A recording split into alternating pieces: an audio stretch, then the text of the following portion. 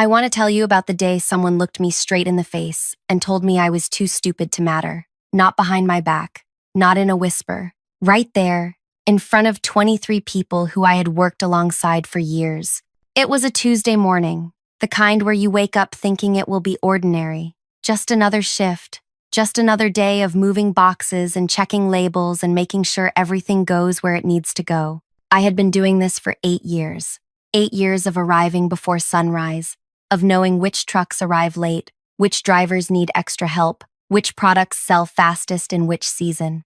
8 years of learning every single detail about how our place worked. From the ground up, we worked for a company called Crestline Commerce. They sold everything from winter clothes to summer gear to household items. Hundreds of stores scattered everywhere, all depending on us to send them what they needed, when they needed it. I worked in the main warehouse, the heart of everything. If we messed up here, every store felt it. That morning, we had our usual meeting. Everyone gathered near the loading area because the meeting room was too small for all of us. The floor supervisor usually ran these meetings, went over the day's priorities, talked about any problems we needed to watch for. But that Tuesday was different. He showed up, the CEO's son. His name was Callum, 26 years old, fresh haircut, shoes that probably cost more than my monthly rent. He had joined the company 2 months earlier, given some fancy title that none of us really understood. His father owned everything, built Crestline from nothing 30 years ago, and now his son was being groomed to eventually take over. That's what people whispered. Anyway, Callum walked in carrying a folder, looking like he owned the world, which, technically, he almost did. "Good morning, everyone," he said, not really looking at anyone. "I'm taking over these morning briefings from now on. My father thinks it's time I get more involved in operations." People nodded. Nobody questioned it. What could we say? He started talking about new goals, new targets, new efficiency standards. Big words, impressive sounding.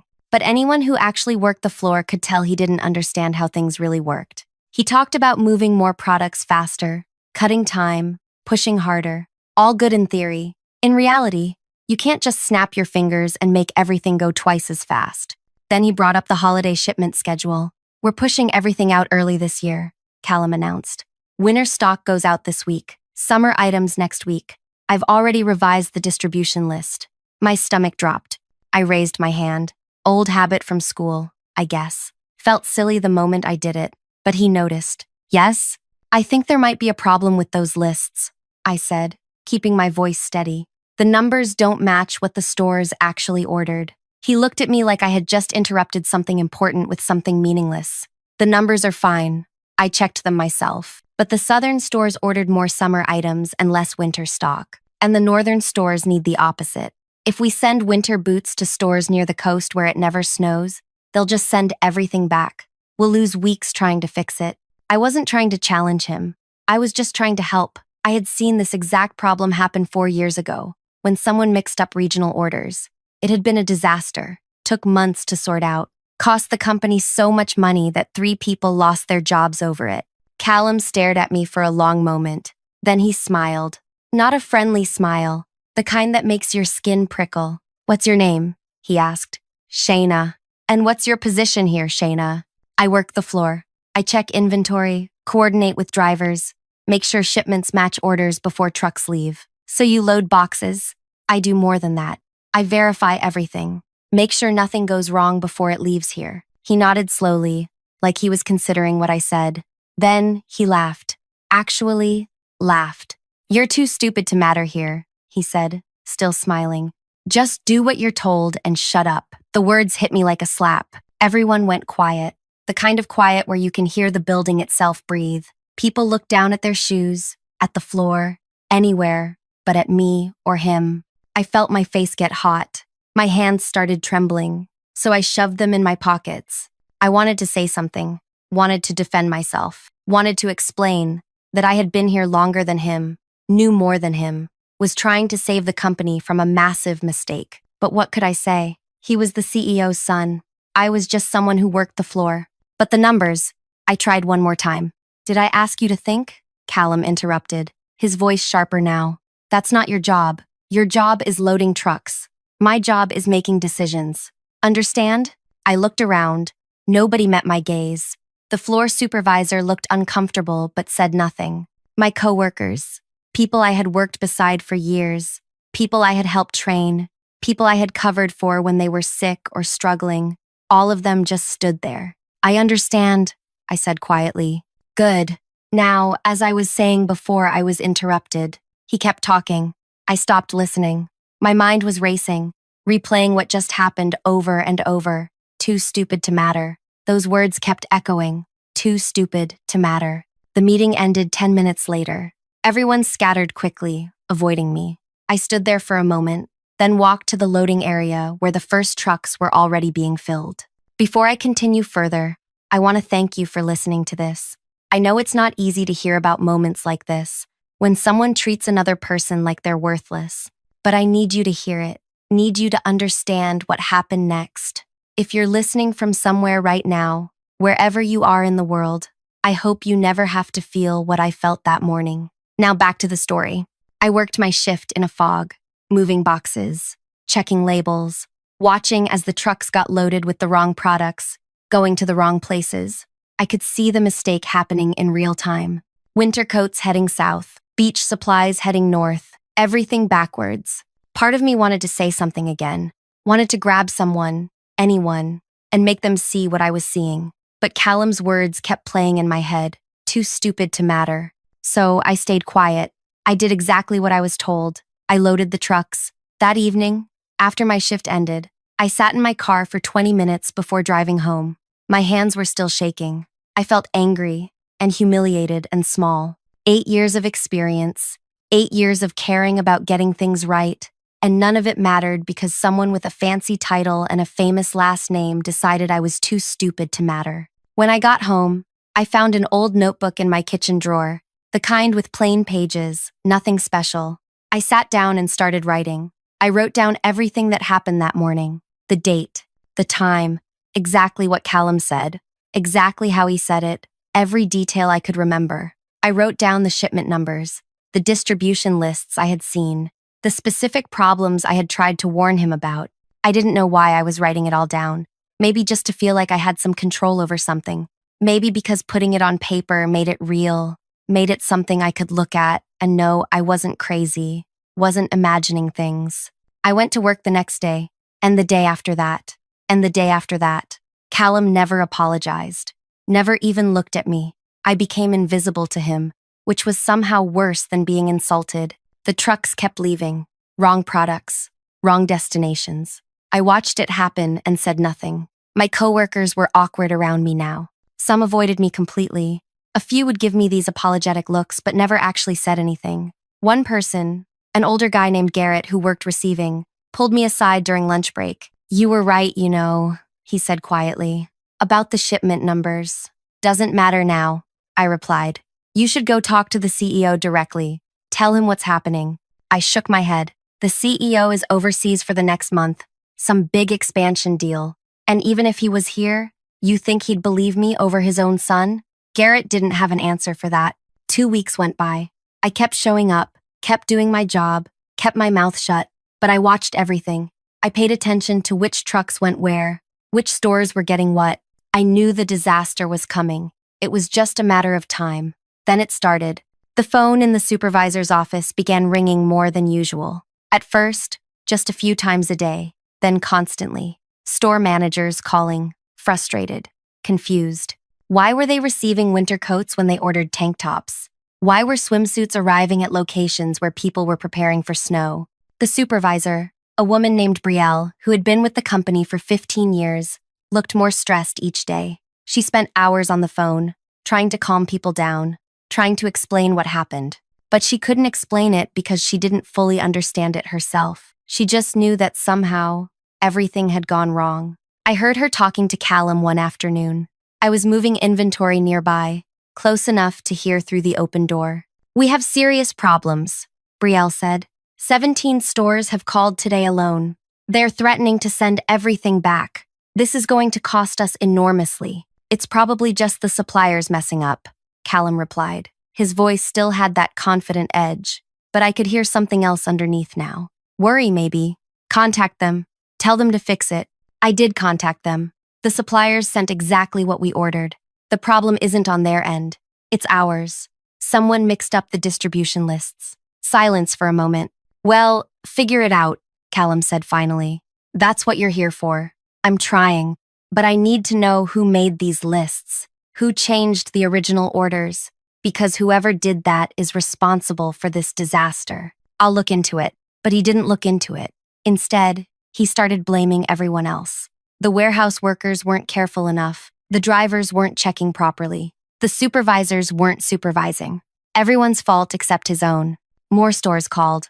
The complaints got louder. Some stores were now saying they would break their agreements with Crestline if this wasn't fixed immediately. They had customers waiting for products. They had empty shelves. They were losing money every day.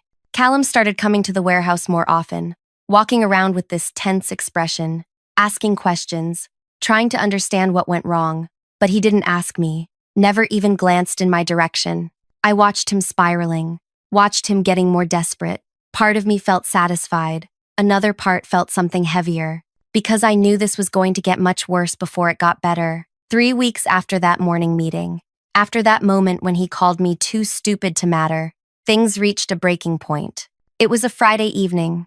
Most people had already left. I was finishing up my shift, doing final checks on the weekend inventory. The warehouse was mostly quiet, just the hum of machinery and distant sounds of the last few trucks pulling away. I heard footsteps behind me, fast footsteps, almost running. I turned around and there he was, Callum. But he looked completely different from that confident person who had laughed at me 3 weeks ago. His hair was messy. His shirt was wrinkled. He was sweating despite the cool warehouse air. "Shayna," he said, slightly out of breath. I just looked at him, didn't say anything. "I need your help." Those words hung between us. "I need your help," from someone who had told me I was too stupid to matter. "With what?" I asked, keeping my voice neutral. "This shipment situation. It's gotten really bad, worse than anyone realized. My father is coming back Monday morning. He's going to want answers, explanations, solutions." Callum ran a hand through his hair. "You know the suppliers, right? You've worked here the longest. You know how everything connects. Can you tell me how to fix this mess?" I set down the clipboard I was holding, looked at him for a long moment, really looked at him, saw the panic in his expression, the desperation. "Why would someone too stupid to matter know anything useful?" I asked quietly. His face changed. Recognition hit him. He remembered. "Look," he said quickly, "I'm sorry about that. I was under a lot of pressure. My father had just given me this responsibility, and I was stressed, and I said something stupid. I didn't mean it." "You meant it." "I didn't. I swear.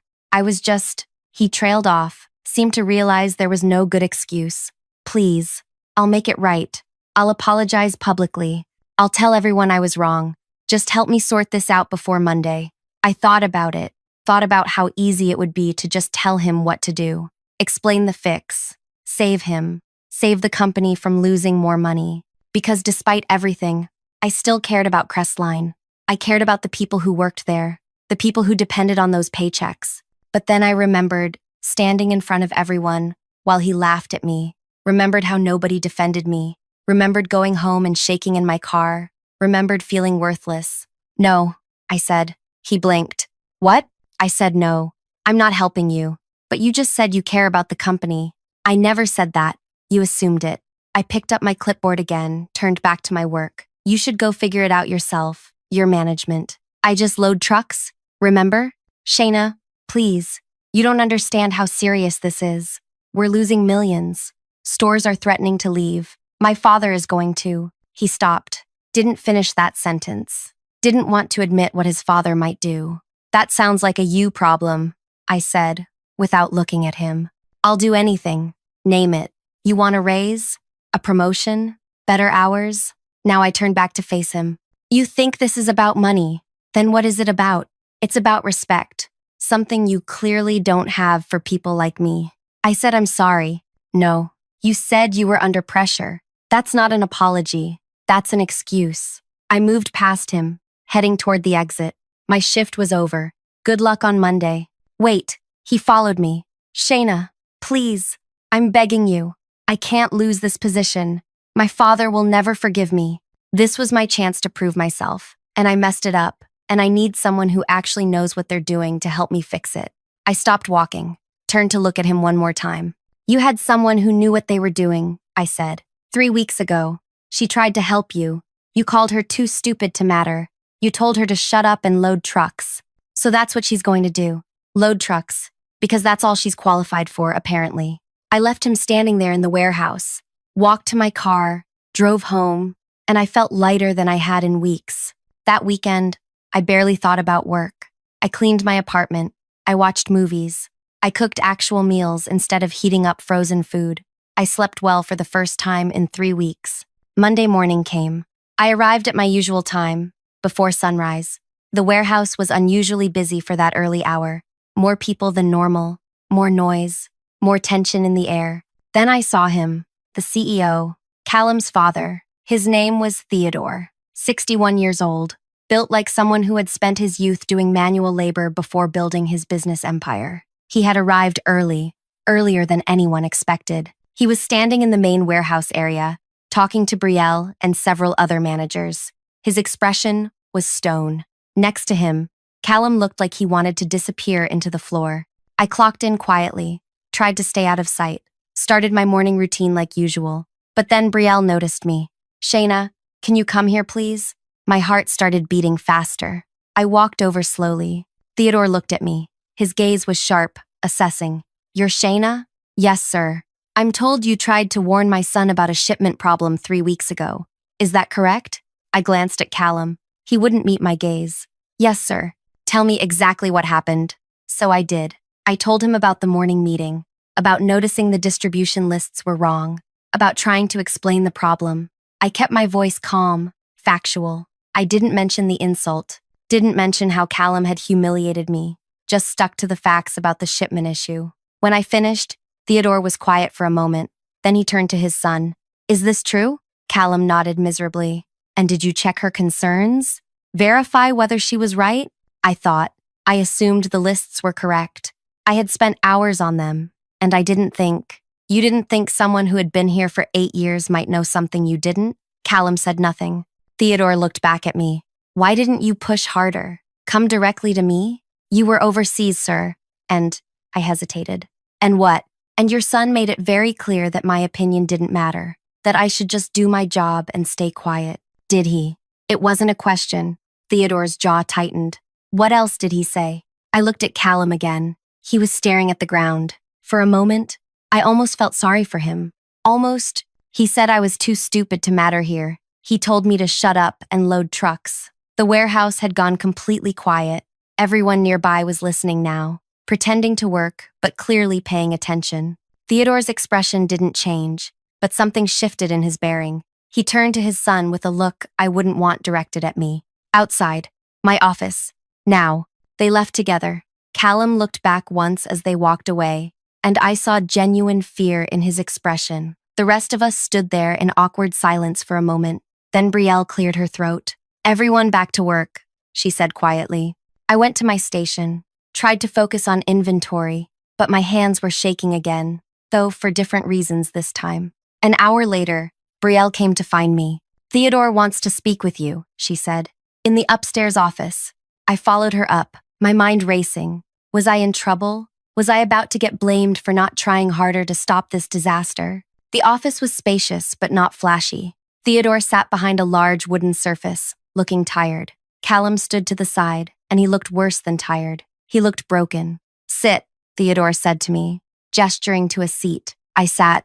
I've spent the last hour going through everything, Theodore said. The shipment lists, the orders, the complaints, the financial damage. And I've spoken with my son about what happened 3 weeks ago. I waited. You were right. About all of it. The distribution was completely backwards. If we had listened to you, we could have avoided millions in losses and saved our relationships with dozens of stores. Yes, sir. My son has explained to me exactly what he said to you, how he treated you, what he called you. Theodore leaned back. That is unacceptable. Completely unacceptable. I don't care whose son he is. Nobody in this company talks to another person that way. Callum shifted uncomfortably but stayed silent. I built Crestline from nothing, Theodore continued. Started in a warehouse smaller than this one, doing exactly what you do. loading, checking, learning every single piece of how this business works. I thought I had taught my son that same respect for everyone who works here. Clearly, I failed. Father, Callum started. I'm not talking to you right now. Theodore's voice was sharp. He looked back at me. Shayna, I'm offering you my sincere apology for what happened, and I'm offering you a choice. I wasn't expecting that. A choice? My son needs to learn this business properly. From the ground up, the way I did, the way you did. He needs to understand that the people working the floor aren't just bodies moving boxes. They're the ones who actually know how things work. Theodore paused. I'm removing him from his current position. He's going to spend the next 6 months working in the warehouse, learning the job he dismissed as unimportant. Callum's head snapped up, shock written all over his face. But he didn't argue, didn't protest, just stood there, absorbing the news. And, Theodore continued, he's going to report directly to you. Now it was my turn to look shocked. Sir, you know this warehouse better than anyone. You spot problems before they become disasters. You care about getting things right. Those are exactly the qualities we need in leadership. Theodore folded his hands. I'm promoting you to floor operations lead. You'll oversee the daily warehouse operations, train new workers, and supervise anyone who needs to learn how things actually work, including my son. I couldn't speak for a moment. My mind was spinning.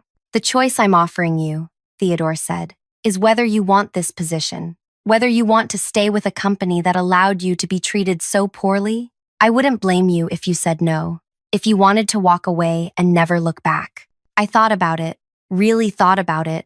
Part of me wanted to leave, wanted to tell Theodore that some damage can't be fixed with a promotion.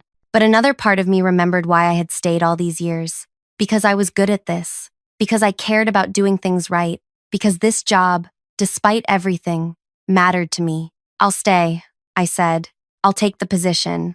Theodore nodded, something like approval in his expression. Good. You start immediately. Your first responsibility is teaching my son everything you know. And Callum? He turned to his son. You will do exactly what she tells you. You will ask questions when you don't understand. You will treat her and everyone else in this warehouse with respect. If I hear one complaint, one word that you've stepped out of line, you're finished here. Understood? Yes, sir, Callum said quietly. Dismissed. Both of you. We left the office together, walking down the stairs in silence. When we reached the warehouse floor, Callum stopped. Shayna, Save it, I interrupted. Your father already apologized. You're here to work now. That's all that matters. He nodded slowly. Where do I start? I looked at him for a moment.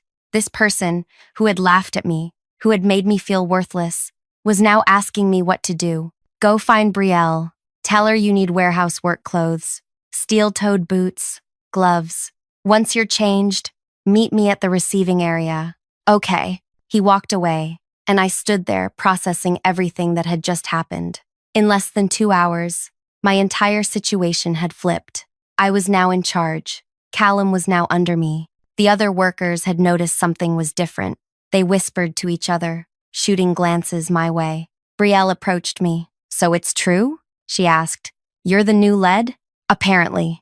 About time, she said. You should have been promoted years ago. Everyone knows you basically run this place already. She paused. And Callum? Learning from the bottom. Brielle smiled slightly. That's going to be interesting. Interesting was one word for it. Callum showed up 20 minutes later wearing basic work clothes that looked brand new.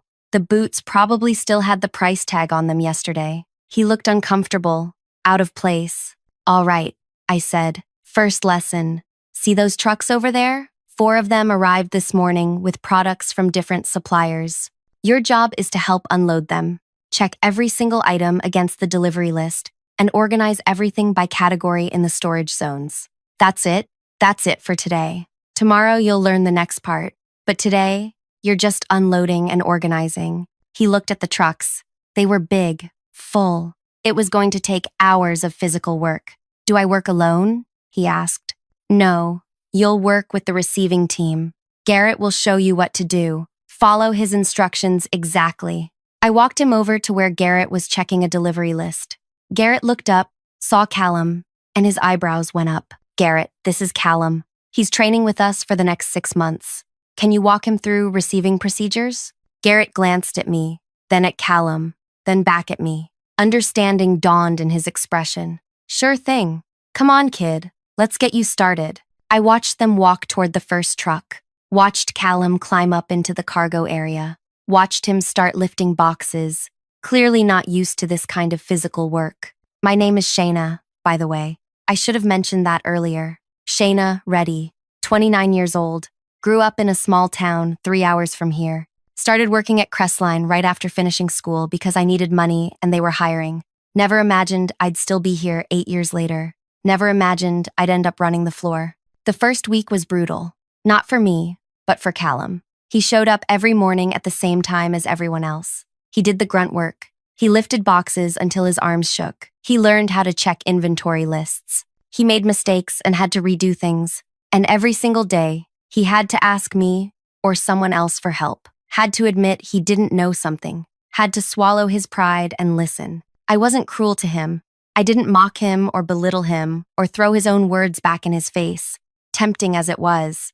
I just treated him like any other new worker, showed him how things worked, corrected him when he was wrong, answered his questions. But I didn't go easy on him either. The storage zones are organized by season and category. I explained one morning. Winter clothes in Section A, summer items in Section B, household goods in Section C. Everything has a specific place. You put something in the wrong spot, we waste time searching for it later. Callum was sweating, even though the warehouse was cool. He had been moving boxes for 3 hours straight. How do you remember where everything goes? You learn, you pay attention, you care enough to get it right. I handed him another box. This one goes in Section B, slot 17. He carried it over, found the right spot, set it down carefully. The other workers watched this dynamic with barely concealed amusement. Some were more open about enjoying it. During lunch breaks, I'd hear comments. Never thought I'd see the day. He's actually doing the work. Think he'll last the full 6 months? I wondered that too. But as the days turned into weeks, something unexpected started happening. Callum stopped complaining, stopped looking miserable. He just worked, asked questions, learned. Sometimes I'd catch him studying the inventory sheets during breaks, trying to memorize product codes. One afternoon, about a month into his training, we had an urgent situation. A truck needed to be loaded and sent out within 2 hours because a store had run completely out of their best-selling items. Everyone was scrambling. Shayna, Brielle called out. We need someone who can pull these items fast. The list is long and complicated. I was already handling another problem. A supplier delivery that came with damaged goods. I can do it, Callum said. Everyone turned to look at him. You sure? Brielle asked skeptically. This list has 40 different items from 5 different sections. Everything needs to be exact. I can do it, he repeated, taking the list from her. I've been studying the layouts. I nodded. Go, but double-check everything before it goes on the truck. He moved fast, pulling items with surprising accuracy. I watched him work while dealing with my own situation. He made one mistake, grabbed the wrong size of something, but caught it himself and corrected it before loading. The truck left on time. Crisis averted. He's getting better, Garrett commented later. Still has a lot to learn, but he's actually trying. Yeah, I said, but I didn't let that soften me. Because getting better at the job was one thing. Understanding what he had done to me, really understanding it, was something else entirely. 2 months in, during a particularly busy Friday afternoon, one of the younger workers made a mistake, a big one. He loaded an entire truck with the wrong products. By the time anyone noticed, the truck was already on the highway, an hour away. The kid was panicking. I'm so sorry. I wasn't paying attention. I mixed up the order numbers. Brielle was furious. Do you have any idea how much this is going to cost to fix? We have to call that truck back, unload everything, reload it correctly, and now it's going to arrive a day late. The kid looked like he might cry. He was 19, only been working here for 2 months. I'll fix it. I'll stay late. I'll do whatever. You should be fired, Brielle snapped. Wait, Callum spoke up. Everyone looked at him. He had been organizing nearby, had heard the whole thing. It's an honest mistake. He's still learning. Let him fix it. I'll help him reload the truck properly when it gets back. Brielle's expression was doubtful. This is serious. I know, but firing someone over one mistake when they're still new? That doesn't seem right. Callum looked at the kid. You'll learn from this. You'll be more careful, right? The kid nodded frantically. I swear, I'll triple check everything from now on. Brielle looked at me. Your call. You're the lead. You're the lead. I thought about it. Thought about second chances. About mistakes. About being treated like you matter. He stays, I said. But you're both reloading that truck correctly when it returns. And you, I pointed at the kid, are going to spend tomorrow morning with me, learning proper order verification procedures. Thank you, the kid said, relief flooding his face. After he walked away, Callum approached me. Can I talk to you for a minute? Privately? We stepped outside to the loading area where it was quieter. What? I asked. I just wanted to say, I get it now. What you tried to tell me that morning. Why it mattered. He looked uncomfortable, but pressed on. These past 2 months, I've worked alongside everyone here. I've seen how hard they work, how much they know, how much they care about getting things right. And I was so arrogant, thinking I could just show up and tell people what to do without understanding anything. I didn't respond, just waited. When that kid made a mistake just now, my first instinct 2 months ago would have been to blame him, to get him out of the way. But now I understand that everyone makes mistakes. What matters is whether you learn from them, whether you treat people like human beings who deserve respect and second chances. He paused, looking directly at me. What I said to you was unforgivable, and I know apologizing doesn't erase it. Nothing can erase it. But I want you to know that I genuinely understand now why it was so wrong. Not just wrong because my father punished me for it, but wrong because you deserved better. Everyone here deserves better. I studied his face. He meant it. I could tell. Okay, I said simply. Okay? You're learning. That's what this is for. Keep learning. I walked back inside, leaving him to think about what he had just said. 3 months passed, then 4. The holiday season approached again, exactly 1 year after the disaster. But this time, we were prepared. This time, Callum knew better than to ignore the people who actually understood how everything worked. He had changed, really changed.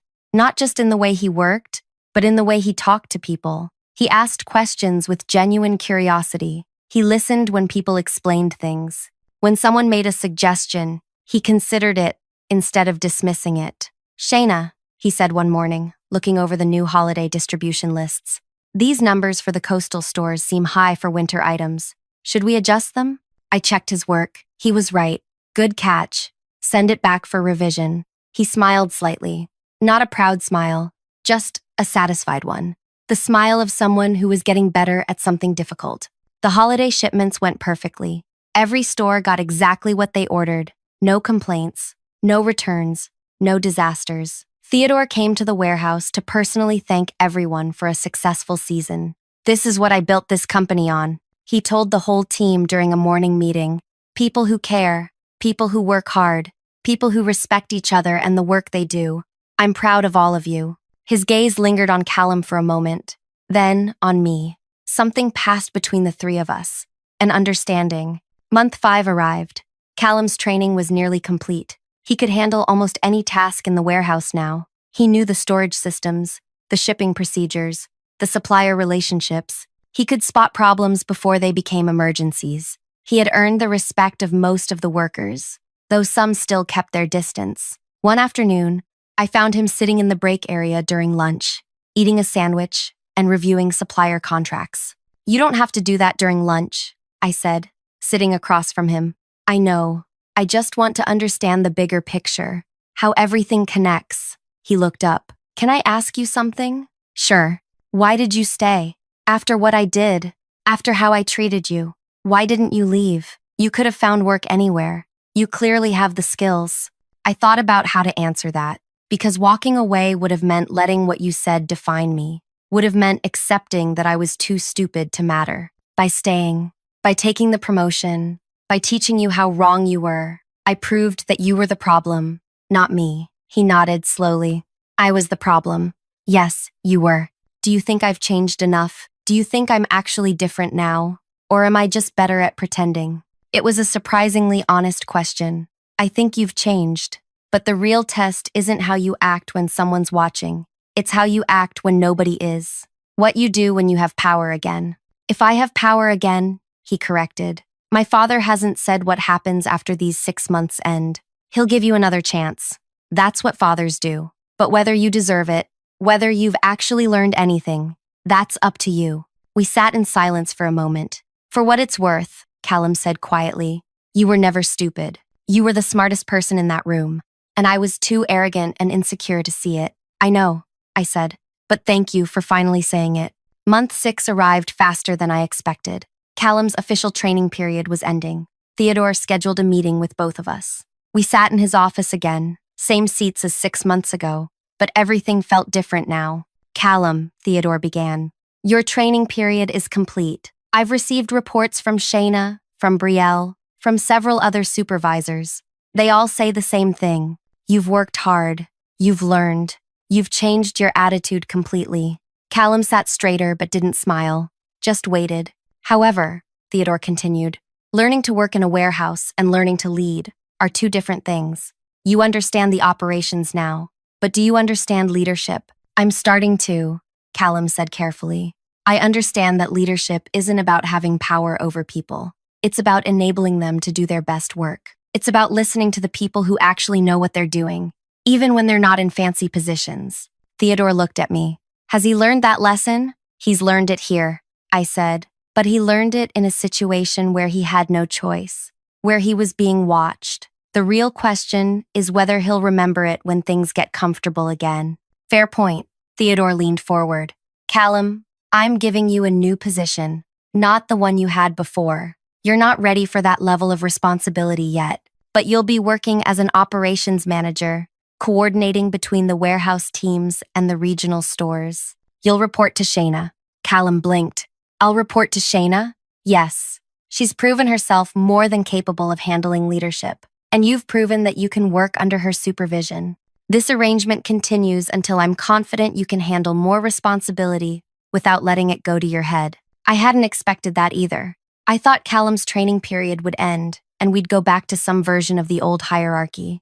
But Theodore was making it clear that things had permanently changed. I understand, Callum said. Thank you for the opportunity. Don't thank me. Thank Shayna for not quitting after what you did. Thank the team for accepting you back, and prove to everyone that you actually deserve another chance. After the meeting, Callum and I walked back to the warehouse together. You okay with this? He asked. Me still reporting to you? I'm fine with it, as long as you actually do your job and don't make me regret giving you honest assessments. I will. I will do my job, not make you regret it. He paused at the warehouse entrance. Shayna, I know I've said this before, but I need to say it again. Thank you. For not destroying me when you had every reason to. For teaching me instead of just letting me fail. For giving me a chance to become better. I didn't do it for you, I said honestly.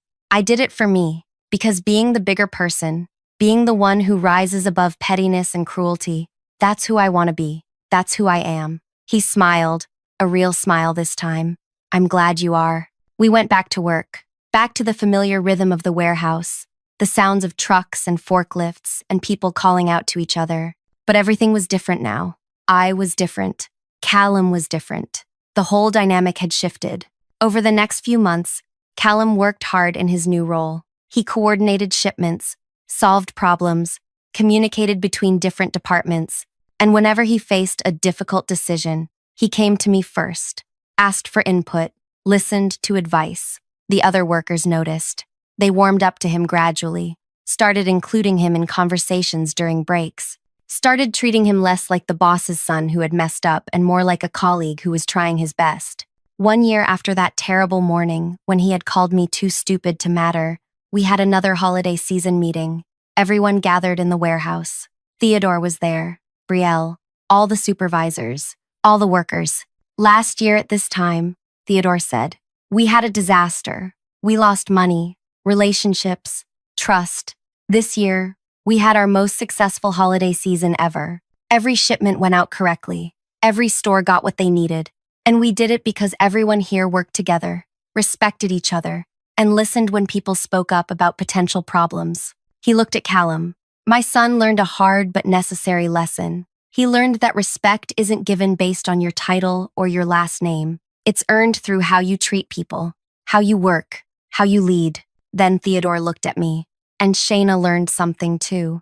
She learned that standing up for yourself, even when it's difficult, even when it seems like nobody will support you, is always worth it. She proved that knowledge and experience matter more than arrogance and assumptions. Everyone clapped. It felt genuine, not just obligatory. After the meeting, as people were leaving, Callum approached me one more time. "I've been thinking about that morning," he said. "The morning I said those things to you. I've been thinking about what I could have done differently. And I should have listened, should have asked you to explain more, instead of cutting you off, should have valued your experience, should have treated you like the expert you are." He paused. "But I also want you to know something. What happened after, everything you did, the way you handled it, that changed my life. You could have ruined me, could have exposed me as incompetent in front of my father and everyone else.